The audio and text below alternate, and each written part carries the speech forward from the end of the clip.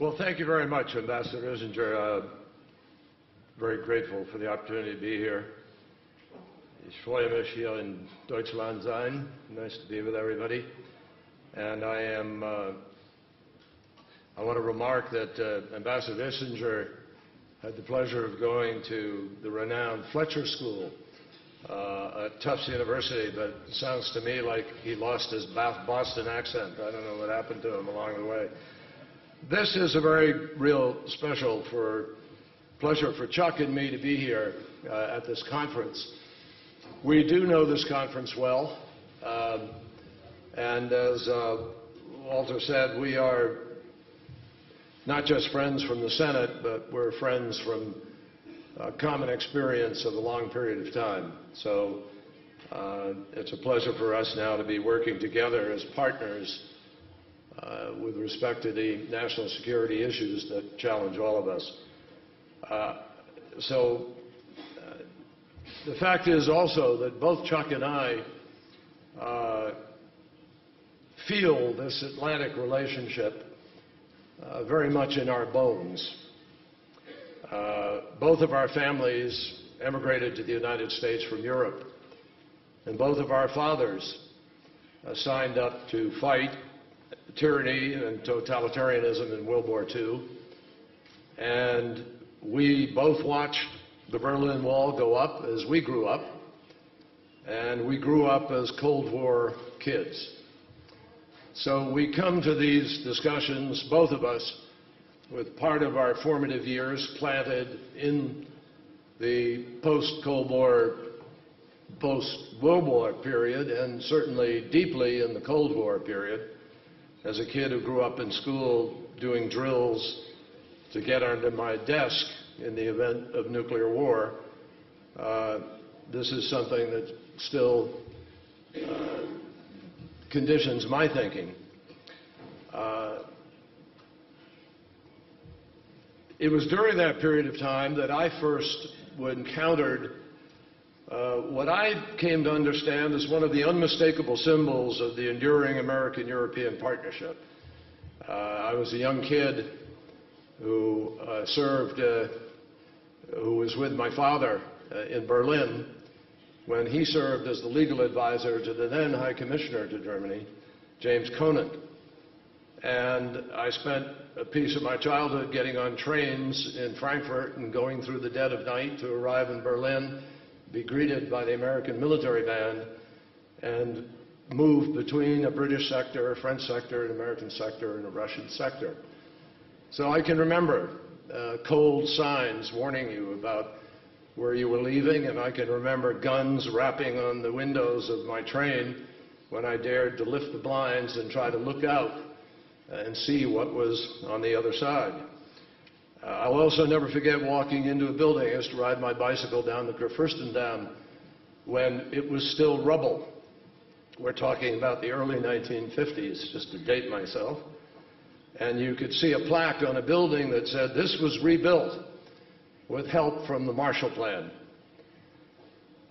But the truth is, today, as we gather in Munich in 2014, George Marshall's courageous vision,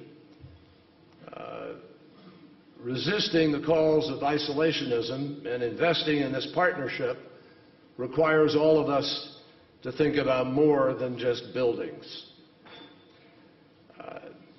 That period of time saw the Marshall Plan lead America's support for the rebuilding of the continent. But it was more than just the rebuilding of a continent. It was the rebuilding of an idea. It was the rebuilding of a vision that was built on a set of principles. And it built alliances that were just unthinkable only a few years before that. And I say all of this to try to put this meeting and the challenges that we face in a context. So long as I can remember, I have understood that the United States and Europe are strongest when we stand united together for peace and prosperity, when we stand in strong defense of our common security, and when we stand up for freedom and for common values.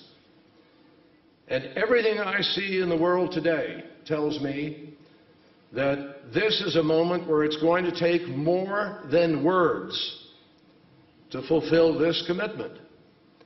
All of us need to think harder and act more in order to meet this challenge. With no disrespect whatsoever, in fact, only with the purest of admiration to the strategic and extraordinary vision of Brent Scowcroft sitting over here, Henry Kissinger, Zbig Brzezinski, who I don't see, but I know is here somewhere. There he is. These are men who helped to shape and guide us through the Cold War and the tense moments and the real dangers that it presented. But the fact is that this generation of confluence of challenges that we're confronting together are in many ways more complex and more vexing than those of the last century. The largely bipolar world of the Cold War, East-West, was relatively straightforward compared to the forces that have been released with the fall of the Berlin Wall, the rise of sectarianism, the rise of religious extremism, and the failure of governance in many places. In fact, we should none of us be surprised that it is the wisdom and vision of Henry Kissinger in his brilliant book, Diplomacy, which if you've read it, reread it. If you haven't, read it for the first time, lays all of this out. In his first chapter, as he talks about the balance, the old game of balance of power and interests, and as he predicts that this is more convoluted because of the absence of a structure to really manage and cope with this new order that we face. Those were his words. So today we are witnessing youth populations, huge youth populations, 65% of a country under the age of 30, under the age of 25 in some places, 50% under the age of 21, 40% under the age of 18, unemployed, disenfranchised, except for what globalization has brought them in their capacity to be able to reach out and see what the rest of the world is doing, even as they are denied the opportunity to do it too. An enormous, desperate yearning for education, for jobs, for opportunity. That's what drove Tahrir Square, not the Muslim Brotherhood, not any religious extremism, but young kids with dreams. That's what led that fruit vendor in Tunisia to self-immolate after he grew too tired of being slapped around by a police officer and denied his opportunity just to sell his fruit wares where he wanted to. We are facing threats of terrorism and untamed growth in radical sectarianism and religious extremism, which increases the challenge of failed and failing governments and the vacuums that they leave behind. And all of this is agitated by a voracious, globalized appetite and competition for resources and markets that do not always sufficiently share the benefits of wealth and improved quality of life with all citizens. And this is all before you get to the challenge of global food security, water availability, and global climate change. These are the great tests of our time. Now, even as our economies in the United States and Europe begin to emerge from the economic trials of the last years, we are not immune to extremism or to the natural difficulties of nurturing democracy, and particularly as we measure what is happening with the number of jihadists who are attracted by the magnet of the Assad regime to Syria, where from Europe and from America and from Australia and from Great Britain and from many other places they now flock to learn the trade of terror and then perhaps to return to their home shores. The task of building a Europe that is whole and free and at peace is not complete. In order to meet today's challenges, both near and far, America needs a strong Europe, and Europe needs a committed and engaged America. And that means turning inward is not an option for any of us. When we lead together, others will join us. But when we don't, the simple fact is that few are prepared or willing to step up. That's just a fact. And leading, I say respectfully, does not mean meeting in Munich for good discussions. It means committing resources, even in a difficult time, to make certain that we are helping countries to fight back against the complex, vexing challenges of our day. I'll tell you, I was recently in Korea and reminded that 10 of the 15 countries that used to receive aid from the United States of America as recently as in the last 10 years are today donor countries. Think about that. 10 of the 15, and the others are on their way to being donor countries. Now, let me be fair. We need to have this debate in America, too, right now. The small fraction of our budget that we invest in our diplomacy and in foreign assistance is a minuscule investment compared to the cost of the crises that we fail to avoid. So as a transatlantic community, we cannot retreat, and we must do more than just recover, all of us. What we need in 2014 is a transatlantic renaissance, a new burst of energy and commitment and investment in the three roots of our strength: our economic prosperity, our shared security, and the common values that sustain us. Now, first, our shared prosperity. Who would have imagined at the first Munich conference in 1963 that $2.6 billion in goods and services would flow between us every day? That didn't happen by accident. Nor did the $4 trillion that we invest in each other's economies every single year, or the more than 13 million jobs that we support mutually because of it. The depth and breadth of our economic partnership was a conscious choice of the men I described and other men and women during that period of time who had a vision. And they need to be a conscious reflection of our vision today. Today, as our economies recover, we also have to do more to put this indispensable partnership to work, a shared prosperity that benefits us all. And we can start, frankly, by harnessing the energy and the talents of our people, which is what the Transatlantic Trade and Investment Partnership is all about. TTIP is about more than growing our economies. It will promote trade, investment, innovation. It will bring our economies closer together while maintaining high standards in order to ensure that we create good jobs for these young people who are screaming about the future. And it will cement our way of doing business as the world's gold standard. Imagine what happens when you take the world's largest market and the world's largest single economy and you marry them together with the principles and the values that come with it. It will, if we're ambitious enough, TTIP will do for our shared prosperity what NATO has done for our shared security, recognizing that our security has always been built on the notion of our shared prosperity. We are the most innovative economies in the world, the United States and Europe.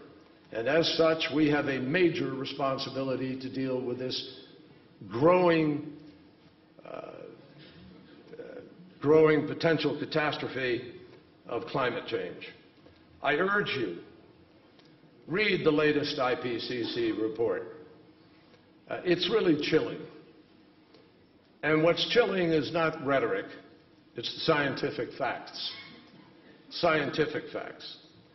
And our history is filled with struggles through the Age of Reason and the Renaissance and the Enlightenment for all of us to earn some respect for science. The fact is that there is no doubt about the real day-to-day impact of the human contribution to the changing climate. Next year, the United States will assume responsibility for the Arctic Council. And I can tell you, just looking at what's happening in the Arctic, and there are others here who are deeply invested in that, we have enormous challenges. None of them are unsolvable. That's the agony of this moment for all of us. There are answers to all of these things, but there seems to be an absence of will, an absence of collective leadership that's ready to come together and tell our people, not what they're necessarily telling us through this crazy social media, incredible confluence of information that they're sort of told they're interested in, but for us as leaders to suggest to them, this is what you ought to be interested in, because it actually affects your life and your livelihood and your future. President Obama is implementing an ambitious plan that sees climate change not only as a challenge, but as an incredible set of opportunities for all of us, and I believe that. The marketplace that created the great wealth in our country in the 1990s, which saw every single quintile of our income earners see their income go up. Every quintile saw their income go up. And we created the greatest wealth the world has seen during the 1990s, greater even in America than the period of the Pierponts, the Morgans, the Rockefellers, Carnegies, Mellons. Much greater. You know what it was? It was a $1 trillion market with 1 billion users. It was the high-tech market, personal computer, mostly communications. The energy market that we are staring at, that is the solution to climate change. Energy policy is the solution to climate change. That market, my friends, is a $6 trillion market today, with 4 to 5 billion users today, and it will grow to some 9 billion users over the course of the next 20 to 30 years. It is the mother of all markets. And only a few visionaries are doing what is necessary to reach out and touch it and grab it and command its future. I spoke last week at Davos about the diplomatic work that the United States is engaged in, that I am engaged in at the direction of President Obama, who believes in this vision and in all of these issues. And our European partners are jointly with us undertaking on 3 of the most important initiatives right now to make the Middle East and the world more secure. With the help of countries like Germany, the UK, Italy, Denmark, Norway, Russia, we reached an agreement, ratified by the United Nations, to remove chemical weapons from Syria. Now, obviously, I'm sure there'll be some questions about that, and there ought to be, but together we need to all keep the pressure on the Assad regime to stop making excuses and fulfill Syria's promises and obligations and meet the UN deadlines. With the help of the EU, Germany, UK, France, and Russia, as well as China, Iran agreed to freeze and roll back its nuclear weapons program for the first time in a decade. And in the coming months, we will remain unified, or I hope we will, to guarantee Iran's willingness to reach a comprehensive agreement that resolves the world's concerns about its nuclear program, hopefully through diplomacy backed up by the potential of force. With the help of the EU and the Quartet, we are pursuing a long-sought and much-needed peace between Israelis and Palestinians. I have to tell you, the alternatives to successfully concluding the conflict, when you stop and list them, are or ought to be unacceptable to anybody. If you look at it hard, you ought to come out and say failure is not an option, though regrettably the dynamics always present the possibility. And so together we need to help the parties break through the skepticism, which is half the challenge, and begin to believe in the possibilities that are within their grasp. As President Obama said on Tuesday, in a world of complex threats, our security and leadership depend on all the elements of our power, including strong and principled diplomacy. And it depends on harnessing the power of our strongest alliances, too. No one country can possibly hope to solve any of the challenges that I have listed on its own. That's why this kind of meeting, and the alliance that it represents, more importantly, and the work that we do out of here after these meetings, That's why it's so important that the United States and Europe stick together, that we continue to understand the importance of the strength of our unity and unity in action. Whether we're working on Afghanistan, the Central African Republic, the challenge of the Maghreb, the Levant, the DPRK, global challenges like cybersecurity, infectious disease, or the pursuit of a world without nuclear weapons. Plain and simply, our shared prosperity and security are absolutely indivisible. And in a shrinking world where our fundamental interests are inseparable, a transatlantic renaissance requires that we defend our democratic values and freedoms. Don't for an instant underestimate how important that it is, or that the difference that it makes to courageous people like those in Ukraine who are standing up today for their ability to have a choice about their future. As I say all of this, the United States is the first to admit that our democracy, too, has always been a work in progress. We know that. We're proud that we work at it openly, transparently, accountably, to reform it, to fix it, and to strengthen it when needed. President Obama's review and revision of our signals intelligence practices is a case in point.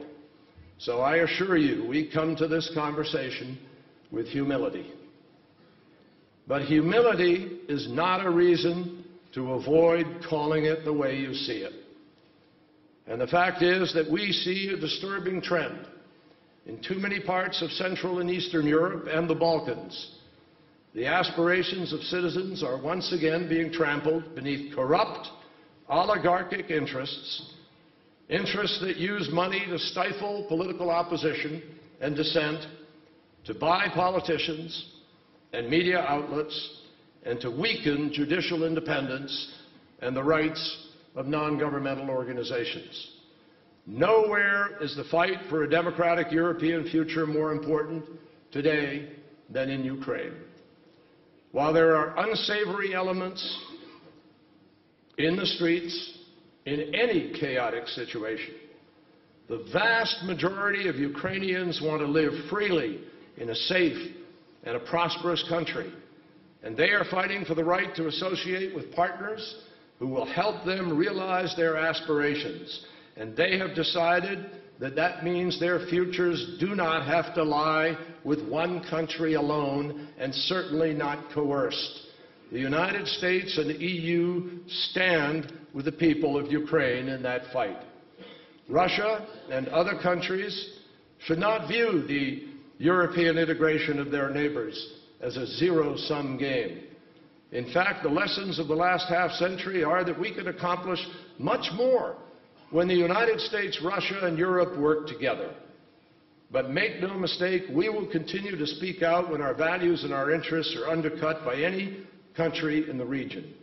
President Obama leaves no doubt about America's commitment to this relationship, and he will come to Europe 3 times already scheduled this year to reinforce the investment in our shared future.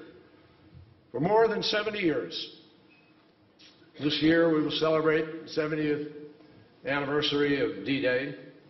The United States and Europe have fought side by side for freedom. And that is what binds us. Those ties have grown stronger in the 25 years since the fall of the Berlin Wall, in the 15 years since our post-Cold War NATO enlargements began, in the 10 years since the EU began expanding again. It is important to understand this is more than just a measure of years. It is a measure of the most productive partnership in the history of international affairs. Nothing less. Our challenge today is to ensure opportunity, security, and liberty for Americans and Europeans, but also for people all over the world who look to us for that possibility. Our challenge is to renew this partnership and to live up to the legacy of the world's strongest alliance. The 21st century will demand these commitments from all of us, and I believe we have to rise to this occasion as Americans and Europeans always have, and that's the only thing that will give meaning to this kind of a meeting and meaning to the legacy that we need to honor in our generation. Thank you.